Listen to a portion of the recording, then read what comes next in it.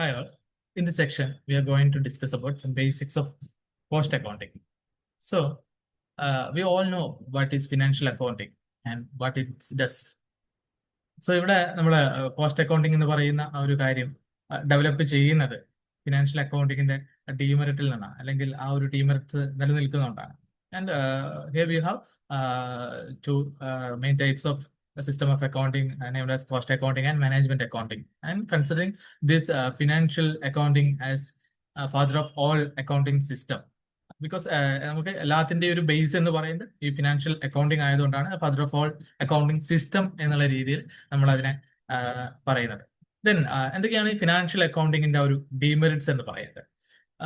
In financial accounting, we have no clear idea of operating efficiency, and this weakness not spotted out by collective result, and it does not help in fixing the price, and it has no classification of expense and accounts, and no data for comparison and decision making. അവിടെ നമ്മൾ ആ ഒരു comparison and decision making എന്ന് പറയുന്ന സമയത്ത് financial reporting നമുക്ക് ആകെ തരുന്നത് ഒരു ഹിസ്റ്റോറിക്കൽ ആയിട്ടുള്ള ഒരു ഡാറ്റ മാത്രമാണ്.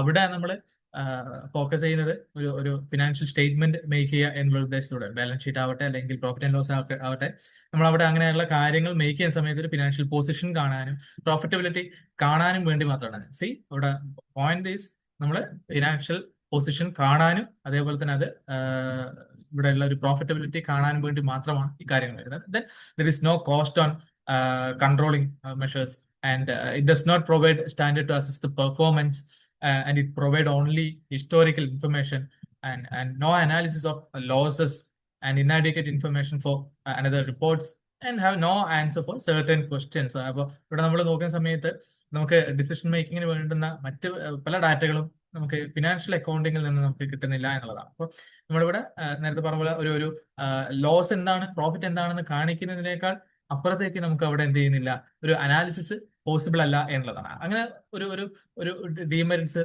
ഫിനാൻഷ്യൽ അക്കൗണ്ടിങ് നിലനിൽക്കുന്നതുകൊണ്ടാണ് പുതിയ അക്കൗണ്ടിങ് സിസ്റ്റം നമ്മൾ ഡെവലപ്പ് ചെയ്യുന്നത്. ദെൻ അതിലുള്ള ഒരു വൺ ഓഫ് ദ മെയിൻ ആണ് കോസ്റ്റ് അക്കൗണ്ടിങ് എന്ന് പറയുന്നത്. Then what is cost accounting means? It means recording, analysing and reporting costs associated with the പ്രൊഡക്ഷനുമായിട്ട് ബന്ധപ്പെട്ട് വരുന്ന കോസ്റ്റ് അല്ലെങ്കിൽ എക്സ്പെൻസുകളെ നമ്മൾ റെക്കോർഡ് ചെയ്യാനും അതിനെ അനലൈസ് ചെയ്യാനും അതിന്റെ റിപ്പോർട്ടുകൾ നടത്താനും വേണ്ടിയിട്ടാണ് നമ്മൾ കോസ്റ്റ് അക്കൗണ്ടിങ് എന്ന് പറയുന്ന ആ ഒരു അക്കൗണ്ടിങ് സിസ്റ്റം നമ്മൾ ഡെവലപ്പ് ചെയ്തിട്ടുള്ളത്. Then cost accounting involves identification, measurement and allocation of various services, products and activities എന്നുള്ളതാണ്. ഇവിടെ നമ്മൾ നോക്കുന്ന സമയത്ത് മുൻപേ പറഞ്ഞു, കോസ്റ്റ് അക്കൗണ്ടിങ് എന്ന് പറയുന്നത് നമ്മൾ ഒരു കോസ്റ്റിംഗ് അവിടെ വരുന്ന എക്സ്പെൻസ് അത് എന്തുമായിട്ട് ബന്ധപ്പെട്ട് ഓരോ കോസ്റ്റ് സെന്റർ അല്ലെങ്കിൽ ഓരോ യൂണിറ്റുമായിട്ട് ബന്ധപ്പെട്ട് ഓരോ ഡിപ്പാർട്ട്മെന്റുമായിട്ട് ബന്ധപ്പെട്ട് നമുക്ക് അതിനെ കണ്ടെത്താം. അല്ലെങ്കിൽ ഓരോ പ്രൊഡക്റ്റ്, ഓരോ ആക്ടിവിറ്റീസ്, സർവീസ്, അങ്ങനെ ഓരോ പോയിന്റിൽ നമുക്ക് എന്ത് ചെയ്യാൻ കഴിയും, ആ ഒരു കോസ്റ്റ് എക്സ്പെൻസ് എന്താണ് നമുക്ക് ഐഡന്റിഫൈ ചെയ്യാനും മെഷർ ചെയ്യാനും അത് അലോക്കേറ്റ് ചെയ്യാനൊക്കെ കഴിയുമെന്നുള്ളതാണ്. അപ്പൊ ആ രീതിയിൽ ഒരു അനാലിസിസ് അല്ലെങ്കിൽ ഒരു ഐഡന്റിഫിക്കേഷൻ പോസിബിൾ ആക്കാൻ വേണ്ടിയിട്ടാണ് നമ്മൾ കോസ്റ്റ് അക്കൗണ്ടിങ് എന്ന് പറയുന്ന സിസ്റ്റം യൂസ് ചെയ്യുന്നത്. Then, what are the key functions of a cost accounting? It analyzes the costs and it present a report and present the informations, and it helps in budgeting and forecast. ഇതാണ് നമുക്കൊരു key functions of cost accounting എന്നുള്ള രീതിയിൽ നമുക്ക് identify ചെയ്യാൻ കഴിയുന്ന കാര്യങ്ങൾ എന്ന് പറയുന്നത്. Then what are the objectives of cost accounting? എന്തൊക്കെയാണ് ഒരു കോസ്റ്റ് അക്കൗണ്ടിങ്ങിന്റെ ഒബ്ജക്റ്റീവ്സ് എന്ന് പറയുന്നത്? ഇവിടെ നമുക്ക് കോസ്റ്റ് കൺട്രോളിന് വേണ്ടിയിട്ട് നമുക്ക് ഈ പറയുന്ന cost accounting tools and techniques and methods ഒക്കെ നമുക്ക് യൂസ് ചെയ്യാൻ കഴിയും. അതുപോലെ തന്നെ കോസ്റ്റ് റിഡക്ഷൻ, പ്രോഫിറ്റ് മാക്സിമൈസ് ചെയ്യാൻ വേണ്ടിയിട്ട്, then അതുപോലെ തന്നെ ഒരു റെലവെന്റ് ആയിട്ടുള്ള ഇൻഫർമേഷൻസ് പിക്ക് ചെയ്യാനും അത് സപ്ലൈ ചെയ്യാനും നമുക്ക് ഈ കോസ്റ്റ് അക്കൗണ്ടിങ് വഴി സാധിക്കും എന്നുള്ളതാണ്. Then what are the importance of cost accounting? It enhances the cost efficiency of a business enterprises, and it support decision making at various levels, and it helps in making pricing strategies, and it's also helping budgeting and financial planning of a business entity. ആ രീതിയിൽ നമുക്ക് profit enlarge ചെയ്യുക അല്ലെങ്കിൽ maximise ചെയ്യുക, നമ്മൾ അവിടെ produce ചെയ്യുന്ന ഓരോ യൂണിറ്റിന്റെ അല്ലെങ്കിൽ ഓരോ ആർട്ടിക്കിളിന്റെയും ആ ഒരു പ്രൈസിങ് സ്ട്രാറ്റജി നമുക്ക് ഈസി ആയിട്ട് ഫിക്സ് ചെയ്യാൻ കഴിയും. പോലുള്ള കാര്യങ്ങൾക്കാണ് കോസ്റ്റ് അക്കൗണ്ടിങ് എന്നുള്ള കാര്യങ്ങൾ യൂസ് ചെയ്യുന്നത്. ദെൻ കോസ്റ്റ് അക്കൗണ്ടിങ് മനസ്സിലാക്കുന്ന സമയത്ത് നമ്മൾ ഏറ്റവും ബേസിക് ആയിട്ട് മനസ്സിലാക്കേണ്ട കുറച്ച് ടേംസ് ഉണ്ട്. What is cost management, what is cost accountancy and what is cost accounting, what is costing and cost. ഇപ്പൊ ഈ ടേംസ് കൃത്യമായിട്ട് നമ്മൾ കോസ്റ്റ് അക്കൗണ്ടിങ് എന്ന് പറയുന്ന ആ ഒരു ഡിസിപ്ലിൻ മനസ്സിലാക്കുന്ന സമയത്ത് നമ്മൾ ഇമ്പോർട്ടന്റ് ആയിട്ട് മനസ്സിലാക്കണം എന്നുള്ളതാണ്. Then what is cost management? It is the integration of cost accounting information to management എന്നുള്ളതാണ്. It is the integration of cost accounting information to management for decision making purpose. Then what is cost accountancy? It is the application of costing and cost accounting principles, methods and techniques. എന്തിനു വേണ്ടിയിട്ടാണ്? Then we make a information to supply to its users എന്ന് പറയാം. Cost അക്കൗണ്ടൻസിയിൽ നമ്മൾ informations make ചെയ്യാൻ വേണ്ടിയിട്ട് apply ചെയ്യുന്ന costing techniques, അതുപോലെ തന്നെ കോസ്റ്റ് അക്കൗണ്ടിങ് പ്രിൻസിപ്പൾസ്, മെത്തേഡ്സ്, ഇതൊക്കെയാണ് ഒരു കോസ്റ്റ് അക്കൗണ്ടൻസി എന്ന് പറയുന്ന സമയത്ത് നമ്മൾ ഐഡന്റിഫൈ ചെയ്യേണ്ടത്. Then what is cost accounting? It is the process of accounting for cost. Cost അക്കൗണ്ടൻസിയിൽ ഉള്ളിൽ വരുന്ന ആ ഒരു പ്രോസസ്സിനെയാണ് നമ്മൾ കോസ്റ്റ് അക്കൗണ്ടിങ് എന്നുള്ള രീതിയിൽ പറയുന്നത്. Then what is costing? The technique and process of ascertaining cost. Cost മനസ്സിലാക്കാൻ വേണ്ടിയിട്ട് അസർട്ടൈൻ ചെയ്യാൻ വേണ്ടി യൂസ് ചെയ്യുന്ന ടെക്നിക്സ് ആൻഡ് പ്രോസസ്സിനെയാണ് നമ്മൾ കോസ്റ്റിംഗ് എന്നുള്ള രീതിയിൽ നമ്മൾ ഐഡന്റിഫൈ ചെയ്യുന്നത്. ദെൻ വാട്ട് ഈസ് കോസ്റ്റ് എന്ന് പറഞ്ഞു കഴിഞ്ഞാൽ the amount of expense. Simply നമുക്ക് അങ്ങനെ പറയാം.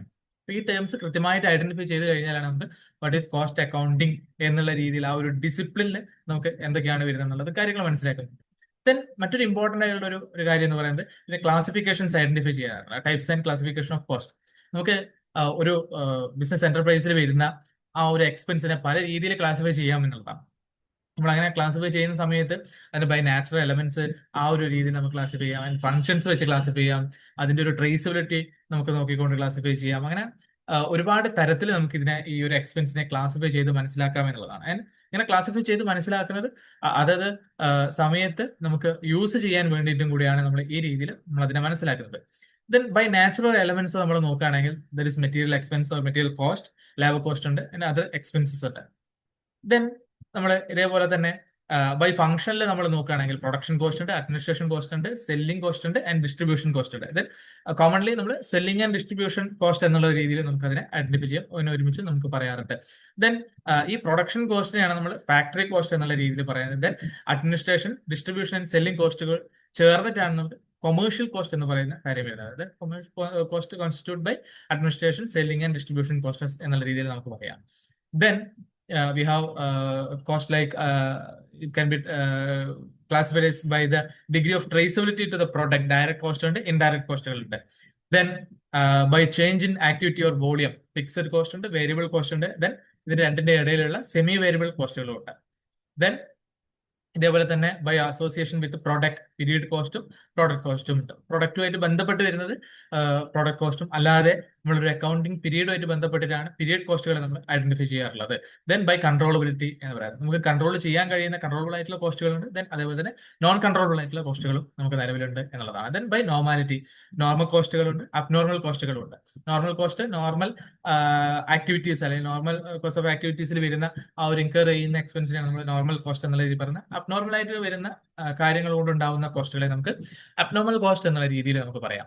ദെൻ നമുക്ക് by relationship with accounting period, capital and revenue ഉണ്ട്. Then by time, historical cost and predetermined cost ഉണ്ട്. ദെൻ നമുക്ക് ഡിസിഷൻ മേക്കിങ്ങിന്റെ ആ ഒരു ക്ലാസിഫിക്കേഷനിലൂടെ നമ്മൾ നോക്കുകയാണെങ്കിൽ നമുക്ക് പല രീതിയിൽ, അതായത് ഇവിടെ നമ്മൾ നോക്കുന്ന സമയത്ത് ഡിസിഷൻ മേക്കിങ്ങിനെ സപ്പോർട്ട് ചെയ്യുന്ന രീതിയിലുള്ള, അല്ലെങ്കിൽ നേരത്തെ പറഞ്ഞ പോലെ തന്നെ ഓരോ ടൈമിലും നമുക്ക് ഏത് ടൈപ്പ് ഇൻഫർമേഷൻ ആണ് വേണ്ടത്, അപ്പോൾ ആ രീതിയിലായിരിക്കും നമ്മൾ ഈ കാര്യങ്ങളെ കട്ട് ഔട്ട് ചെയ്യുന്നത് എന്നുള്ളതാണ്. നമ്മൾ അങ്ങനെ നോക്കുന്ന സമയത്ത് pre determined cost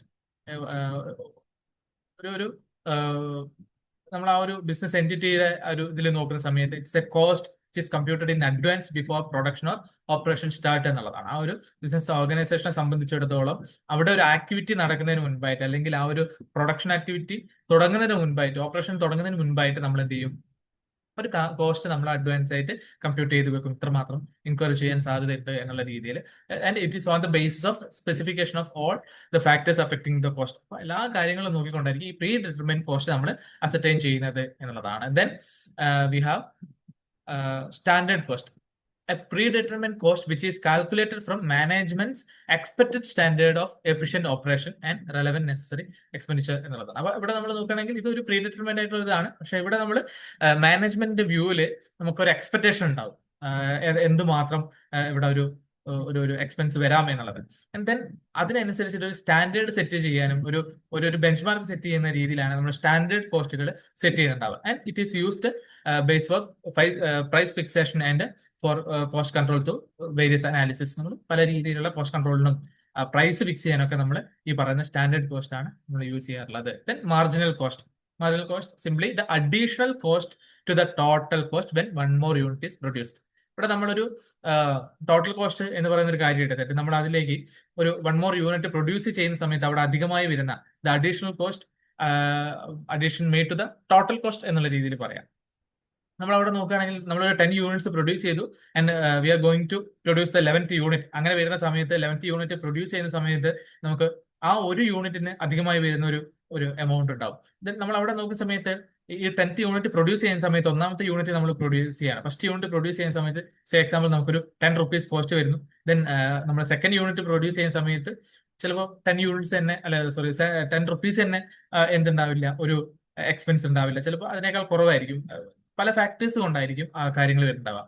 and then നമ്മൾ അങ്ങനെ ഓരോ പ്രാവശ്യവും നമ്മളിങ്ങനെ ഓരോ യൂണിറ്റ് പ്രൊഡ്യൂസ് ചെയ്യുന്ന സമയത്ത് ഫിക്സഡ് ആയിട്ട് വരുന്ന ചാർജുകളായിരിക്കും അവിടെ നിലനിൽക്കുന്നുണ്ട്. ബാക്കിയുള്ള കാര്യങ്ങളൊക്കെ നമുക്ക് ഇങ്ങനെ ആഡ് ഓൺ ചെയ്ത് പോകുന്ന രീതിയിലായിരിക്കും. അപ്പം അങ്ങനെ വരുന്ന ആ ഒരു അഡീഷണൽ കോസ്റ്റ് ആണ് നമുക്ക് എന്ത് വരുന്നത്, ഈ മാർജിനൽ കോസ്റ്റ് എന്ന രീതിയിൽ വരുന്നത്. അപ്പൊ നമുക്ക് സിംപ്ലി എന്ത് പറയാം, marginal cost is the additional cost to the total cost when one more unit is produced എന്നുള്ള രീതിയിൽ നമുക്ക് അതിനെ ഐഡന്റിഫൈ ചെയ്യാമെന്നുള്ളതാണ്. Then estimated cost. The expected cost of manufacture or acquisition obtained in terms of unit of product computed on the base of information available in the advance of actual production or purchase.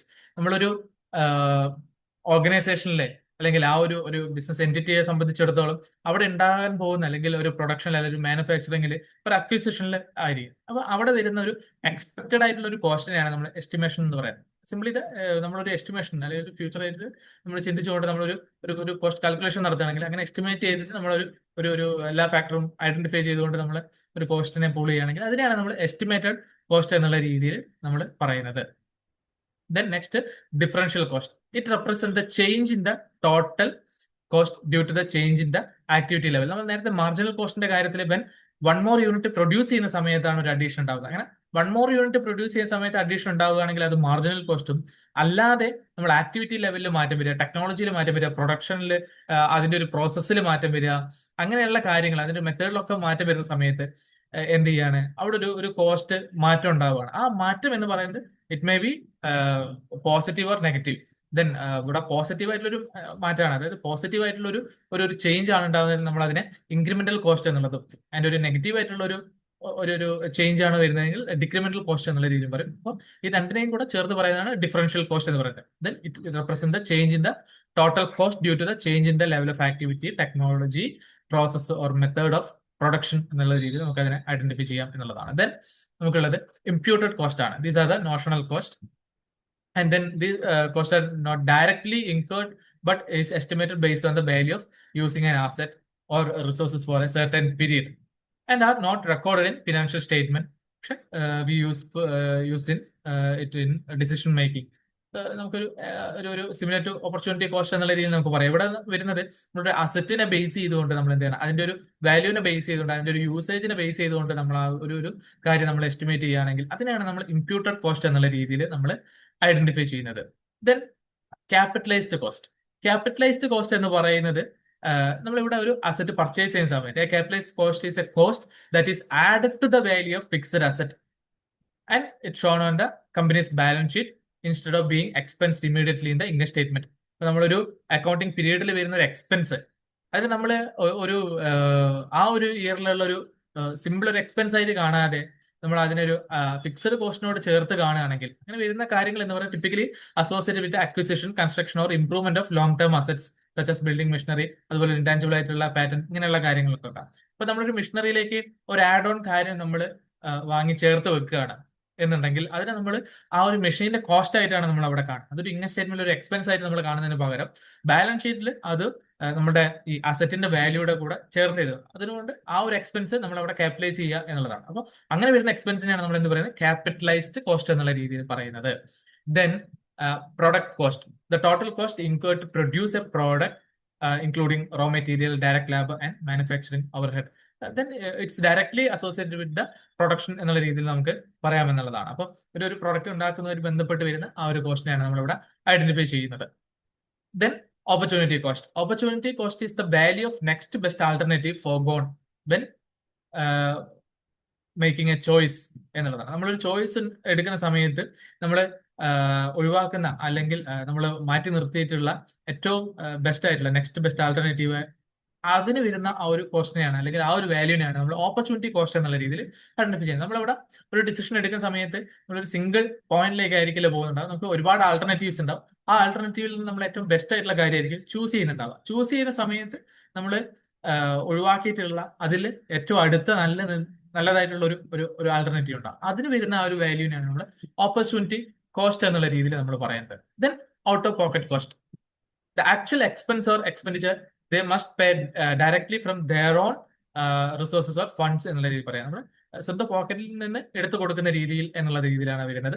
These cost are paid for using personal funds or company resources and are not reimbursed by third party എന്നുള്ളതാണ്. നമ്മളൊരു actually ഒരു business ഓർഗനൈസേഷനിലെ ഒരു എന്റിറ്റിനെ സംബന്ധിച്ചിടത്തോളം നമ്മളൊരു പണം ചെലവാക്കുന്നുണ്ടെങ്കിൽ അവിടെ എന്ത് വരുന്നുണ്ടാവും, കൃത്യമായിട്ട് നമ്മൾ അവിടെ ആ ഒരു ക്യാഷ് എങ്ങനെ നമുക്ക് ഇൻ റിട്ടേൺ എങ്ങനെ കിട്ടും എന്നുള്ളത് നമ്മൾ കാൽക്കുലേറ്റ് ചെയ്യും. ഔട്ട് ഓഫ് പോക്കറ്റ് കോസ്റ്റുകളെ സംബന്ധിച്ചിടത്തോളം നമുക്ക് അങ്ങനെ ഒരു കാൽക്കുലേഷനോ ഒന്നും വെക്കാൻ കഴിയില്ല എന്നുള്ളതാണ്. തേർഡ് പാർട്ടിയിലൂടെ നമുക്ക് ഒരു തരത്തിലും നമുക്ക് എന്ത് ചെയ്യാൻ കഴിയില്ല, അവിടെ ഒരു റീഇംബേഴ്സ്മെന്റ് നമുക്ക് കാണാൻ കഴിയില്ല. These are the cost just gone എന്നുള്ളതാണ്, അത് കയ്യിൽ നിന്ന് പോയതാണ്. Then shut down cost.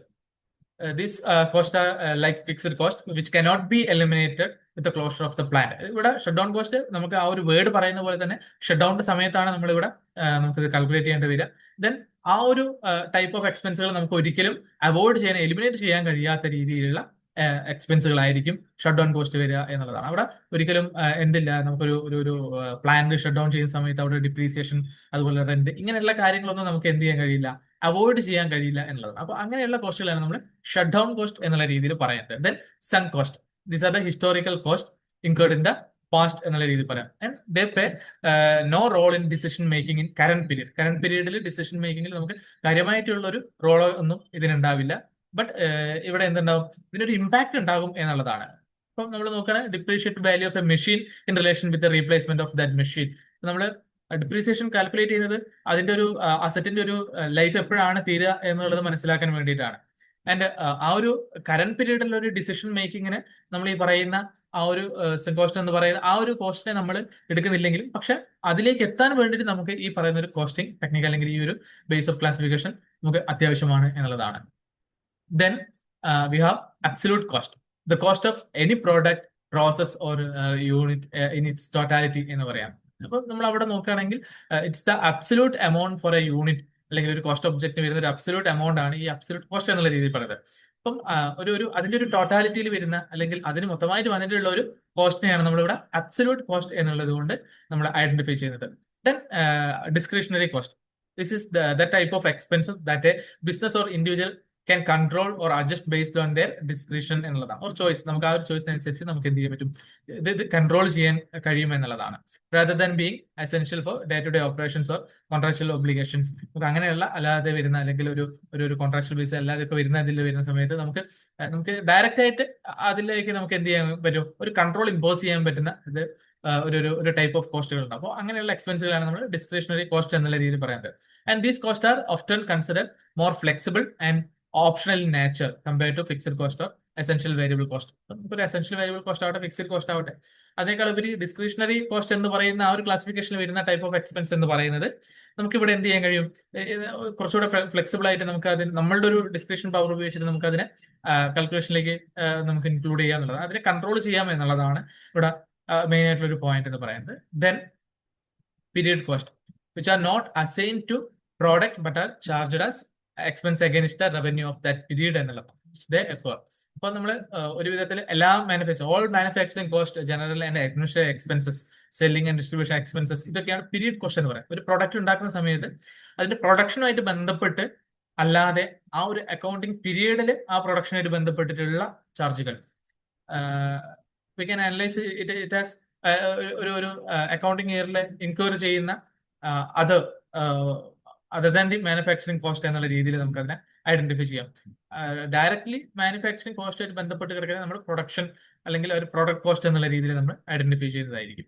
Then engineered cost, these are the directly related to the designing and production of a product എന്നുള്ളതാണ്. അത് ഒരു സർവീസ് ആവട്ടെ, ഒരു പ്രൊഡക്റ്റ് ആവട്ടെ, നമ്മൾ അത് ഡിസൈൻ ചെയ്യുന്ന സമയത്ത് അതിന്റെ ഒരു പ്രൊഡക്ഷൻ സമയത്ത് നമുക്ക് വരുന്ന ആ ഒരു കോസ്റ്റിനാണ് നമ്മൾ എഞ്ചിനീയർഡ് കോസ്റ്റ് എന്നുള്ള രീതിയിൽ പറയുന്നത്. ആ ഒരു പ്രൊഡക്റ്റിനെ നമ്മൾ പേപ്പറിൽ നിന്ന് ഒരു ആക്ച്വൽ സിനാരിയോയിലേക്ക് എത്തിക്കാൻ വേണ്ടുന്ന സമയത്ത് എടുക്കുന്ന ആ ഒരു ഡിസൈനിങ് ഫേസിൽ വരുന്ന ആ ഒരു കോസ്റ്റിനാണ് നമ്മൾ എഞ്ചിനീയർ കോസ്റ്റ് എന്നുള്ള രീതിയിൽ പറയുന്നത്. And they are variable cost that change with the level of output. ഔട്ട്പുട്ടിനനുസരിച്ചിട്ട് ഈ എഞ്ചിനീയർ കോസ്റ്റിലും ഫ്ലക്ച്വേഷൻസ് ഉണ്ടാകും എന്നുള്ളതാണ്. And these result specifically from a clear cause and effect relationship between input and output. ഇത് ഉണ്ടാവുന്നത് ഒരു കോസ് ആൻഡ് എഫക്ട് റിലേഷൻഷിപ്പിൽ ഉണ്ടാവുന്ന അല്ലെങ്കിൽ ഇൻപുട്ടിന് ഔട്ട്പുട്ടിൽ ഉണ്ടാവുന്ന ആ ഒരു റിലേഷൻഷിപ്പിനെ അടിസ്ഥാനപ്പെടുത്തിയിട്ടാണ് ഈ ഒരു കോസ്റ്റുകൾ നമുക്ക് കാണാൻ കഴിയുക എന്നുള്ളതാണ്. Then we have explicit cost. It's also known as out pocket cost. നമ്മൾ നേരത്തെ പറഞ്ഞതുപോലെയുള്ള ഔട്ട് പോക്കറ്റ് കോസ്റ്റുകളാണ് ഈ എക്സ്പ്ലിസിറ്റ് കോസ്റ്റ് എന്ന് പറയുന്നത്. Cost involving immediate payment of cash എന്നുള്ളതാണ്. ഇമ്മീഡിയറ്റ് ആയിട്ട് ക്യാഷിൽ തന്നെ പേ ചെയ്യേണ്ട കാര്യങ്ങളാണ്. It is the actual, tangible, and direct expenses that a business or individual incurs and must pay for using monetary payments. And these costs are explicit because they are clear, specific, and recorded in financial transaction. Salary, wages, ഇതൊക്കെയാണ് ഇതിന്റെ ഉദാഹരണങ്ങൾ എന്ന് പറയുന്നത്. അപ്പൊ നമുക്ക് അവിടെ വന്നിട്ടുള്ള actual ആയിട്ടുള്ള അല്ലെങ്കിൽ ടാഞ്ചിബിൾ ആയിട്ടുള്ള ഡയറക്റ്റ് ആയിട്ടുള്ള എക്സ്പെൻസുകളാണ് നമ്മൾ എക്സ്പ്ലിസിറ്റ് കോസ്റ്റ് എന്ന് പറയുന്നത്. ആൻഡ് ദെൻ ഇമ്മീഡിയറ്റ് ആയിട്ടുള്ള ഒരു പേയ്മെന്റ് കൂടിയായിരിക്കും ഉണ്ടാവുക എന്നുള്ളതാണ്. Then last one is implicit cost, also known as economic cost. This is the opportunity cost or non-monetary cost associated with the use of resources owned by the business or individual എന്നുള്ളതാണ്. ആ ഒരു business unit ആവട്ടെ അല്ലെങ്കിൽ individual ആവട്ടെ അവിടെ use ചെയ്യുന്ന ആ ഒരു റിസോഴ്സസുമായിട്ട് ബന്ധപ്പെട്ടിട്ടുള്ള ഒരു ഓപ്പർച്യൂണിറ്റി കോസ്റ്റുകൾ അല്ലെങ്കിൽ ആ ഒരു നോൺ മോണിറ്ററി കോസ്റ്റുകളൊക്കെയാണ് ഇവിടെ ഇംപ്ലിസിറ്റ് കോസ്റ്റ് എന്നുള്ള രീതിയിൽ പറയുന്നത്. This cost represent the value of resources that could have been used for alternative purpose എന്നുള്ളത്. ആ ഒരു ആൾട്ടർനേറ്റീവ് പർപ്പസ് നമുക്ക് യൂസ് ചെയ്യാൻ കഴിയുന്ന അല്ലെങ്കിൽ ആ ഒരു രീതിയിലാണ് നമുക്ക് ഇവിടെ ഇംപ്ലിസിറ്റ് കോസ്റ്റിനെ നമുക്ക് കാണാൻ കഴിയുന്നുണ്ടാവുക. ദെൻ നെക്സ്റ്റ് ഇമ്പോർട്ടന്റ് ആയിട്ടുള്ള ഒരു കാര്യം എന്ന് പറയുന്നത്, നമ്മൾ ഇത്രയും കോസ്റ്റിന്റെ ഒരു ക്ലാസിഫിക്കേഷൻസ് ഡിസ്കസ് ചെയ്തു. അതിൽ ബേസിക് ആയിട്ട് നമ്മൾ ഐഡന്റിഫൈ ചെയ്യേണ്ട ഒരു കാര്യം എന്ന് പറയുന്നത് ദ എലമെന്റ് ഓഫ് കോസ്റ്റ് ആണ്. We can classify this element of cost as material cost, labor cost, and expenses. And then again, we can divide this material cost as direct material cost and indirect material cost.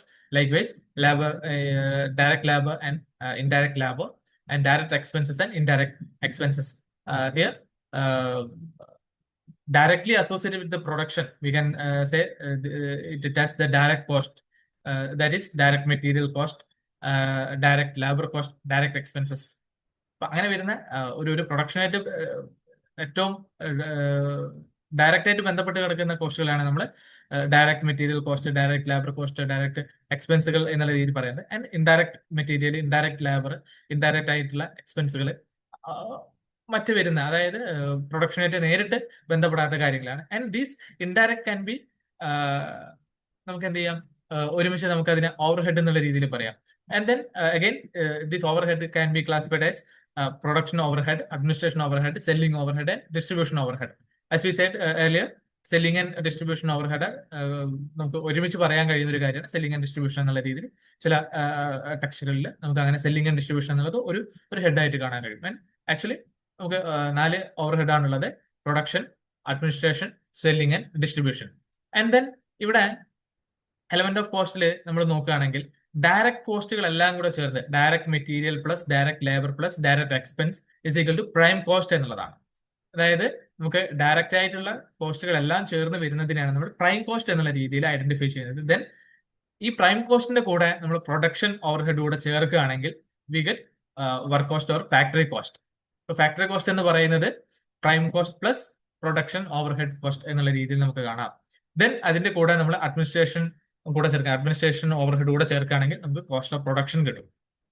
Then again നമ്മൾ selling and ഡിസ്ട്രിബ്യൂഷന്റെ കാര്യം കൂടെ അതിലേക്ക് add ചെയ്യുകയാണെങ്കിൽ നമുക്ക് total cost അല്ലെങ്കിൽ cost of sales എന്നുള്ള രീതിയിൽ നമുക്ക് അതിനെ ഐഡന്റിഫൈ ചെയ്യാം. ആൻഡ് ഈ ഒരു ക്ലാസിഫിക്കേഷൻ ആണ് നമുക്ക് വളരെ ഇമ്പോർട്ടന്റ് ആയിട്ടുള്ളത് എന്നുള്ളതാണ്. കാരണം നമുക്കൊരു നമ്മൾ നേരത്തെ പറഞ്ഞ കോസ്റ്റ് കൺട്രോൾ ചെയ്യണം, കോസ്റ്റ് റെഡ്യൂസ് ചെയ്യണം, പ്രോഫിറ്റ് മാക്സിമൈസ് ആക്കണം എന്നുള്ള രീതിയിലൊക്കെ നമുക്ക് പോകണമെന്നുണ്ടെങ്കിൽ what we have to do, നമുക്ക് ഓരോ ഏരിയയിലും ഡയറക്ട് മെറ്റീരിയൽ എത്രമാത്രം കോസ്റ്റ് ഇൻവോൾവ് ചെയ്തിട്ടുണ്ട്, ഡയറക്ട് ലേബറിൽ എത്രമാത്രം ഇൻവോൾവ് ചെയ്തിട്ടുണ്ട്, അങ്ങനെ ഓരോ കാര്യങ്ങളിലും ഇൻവോൾവ് ചെയ്തിട്ടുള്ളത് ഹൗ മച്ച് എന്നുള്ളത് നമുക്ക് കൃത്യമായിട്ട് ഐഡന്റിഫൈ ചെയ്തിട്ട് വേണം നമുക്ക് മുന്നോട്ട് പോകാൻ. Then we could analyse prime cost and then we go to this factory cost. അങ്ങനെ നമുക്ക് ഓരോ യൂണിറ്റിലെയും അല്ലെങ്കിൽ ഓരോ ഏരിയയിലും ഓരോ സ്റ്റെപ്പിലെയും കോസ്റ്റുകൾ നമുക്ക് കൃത്യമായിട്ട് കാൽക്കുലേറ്റ് ചെയ്ത് മുന്നോട്ട് പോകാൻ കഴിയും എന്നുള്ളതാണ്.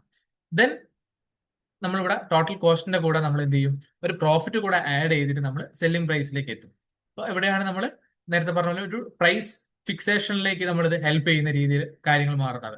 നമ്മൾ നോക്കുകയാണെങ്കിൽ ഒരു പ്രൈസ് ഫിക്സേഷന്റെ സമയത്ത് സെല്ലിംഗ് പ്രൈസ് ടു ഹൈ ആണ് എന്ന് നമുക്ക് മനസ്സിലാക്കുകയാണെങ്കിൽ നമുക്ക് ഇത് എവിടെ കട്ട് ഡൗൺ ചെയ്യാൻ കഴിയണം എന്നുള്ളത് നമുക്ക് കൃത്യമായിട്ട് മനസ്സിലാക്കാൻ പറ്റും. അപ്പൊ അങ്ങനെ ഐഡന്റിഫൈ ചെയ്യാൻ വേണ്ടി നമുക്ക് എവിടെയാണ്, ഏത് പോയിന്റിലാണ്, ഡയറക്ട് മെറ്റീരിയൽ ആണോ അതല്ല ഡയറക്ട് ലേബർ ആണോ ഡയറക്ട് എക്സ്പെൻസുകളാണോ നമുക്ക് കൂടുതലായിട്ട് വരുന്നത്, എവിടെയാണ് ഇൻഡയറക്ട് എക്സ്പെൻസുകൾ കട്ട് ഡൗൺ ചെയ്യണോ ഡയറക്ട് എക്സ്പെൻസുകൾ കട്ട് ഡൗൺ ചെയ്യണം, അങ്ങനെ which point we have to cut down എന്നുള്ളത് നമുക്ക് മനസ്സിലാക്കിക്കൊണ്ട് അവിടെ ഒരു കൺട്രോൾ കൊണ്ടുവരിക, അല്ലെങ്കിൽ മറ്റൊരു തരത്തിൽ നമുക്ക് മാനേജ് ചെയ്തുകൊണ്ട് ഒരു റിഡക്ഷൻ കൊണ്ടുവരിക എന്നുള്ള രീതിയിൽ നമുക്ക് എന്ത് ചെയ്യാൻ കഴിയും, പ്രൈസ് ഫിക്സേഷന്റെ സമയത്ത് നമുക്ക് ഇതിനെ കാണാൻ കഴിയും. Then it also help in fixing the selling price or the pricing strategy എന്നുള്ളതാണ്.